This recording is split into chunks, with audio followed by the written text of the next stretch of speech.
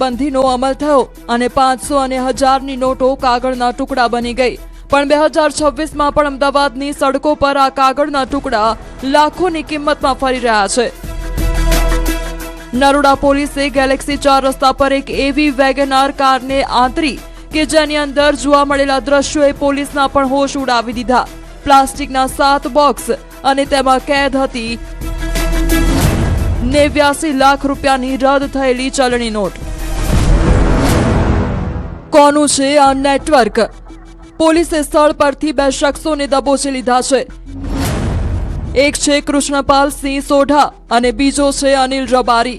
આ બંને મહારથીઓ માત્ર પ્યાદા છે જે કમિશનની લાલચમાં ગેરકાયદેસર હેરાફેરી કરી રહ્યા હતા, પણ આ ખેલનો અસલી ખેલાડી તો હજુ પોલીસની પકડથી દૂર છે।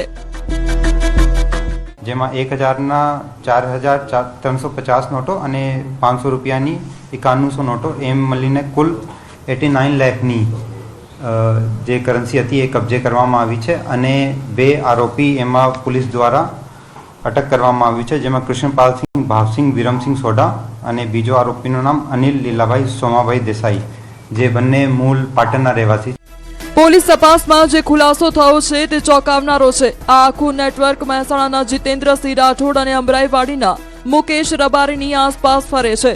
આ વખતે મુકેશ રબારી 89 લાખની આ નોટો વટાવી શક્યો નહોતો, તેથી તે જીતેન્દ્રસિંહને પરત આપવાની હતી। માસ્ટર માઇન્ડ લક્ષ્મણ દેસાઈના કહેવા પર આ નોટોની ડિલિવરી લેવા અનિલ રબારી આવ્યો હતો, પણ પોલીસની બાજ નજરે આખો ખેલ ઊંધો પાડી દીધો।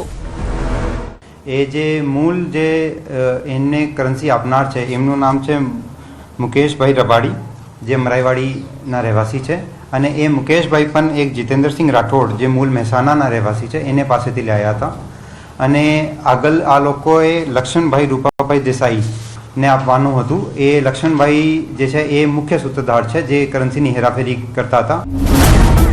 કમિશનનો ખેલ, એક ફેરાના 30,000। ચોંકાવનારી વાત તો એ છે કે આ કોઈ પહેલી વારની હેરફેર નથી। આ ગેંગ છેલ્લા 3 થી 4 મહિનાથી સક્રિય છે। પોલીસ પૂછપરછમાં કબૂલાત થઈ છે કે અગાઉ પણ 2 વખત લાખોની જૂની નોટો ઠેકાણે પાડી દેવામાં આવી છે। દરેક ટ્રાન્ઝેક્શન દીઠ આ સાગરીતોને 25 થી 30,000નું કમિશન મળતું હતું। આ લોકો દ્વારા દરેક વખત જ્યારે કોઈ ટ્રાન્ઝેક્શન કરવામાં આવતી હતી તો 25,000 30,000 એમ એ ટ્રાન્ઝેક્શન પ્રમાણે પણ એનું એક કમિશન નક્કી થતું હતું। સૌથી મોટો સવાલ એ છે કે નોટબંધીના આટલા વર્ષો પછી પણ આટલી મોટી રકમ ક્યાંથી આવે છે?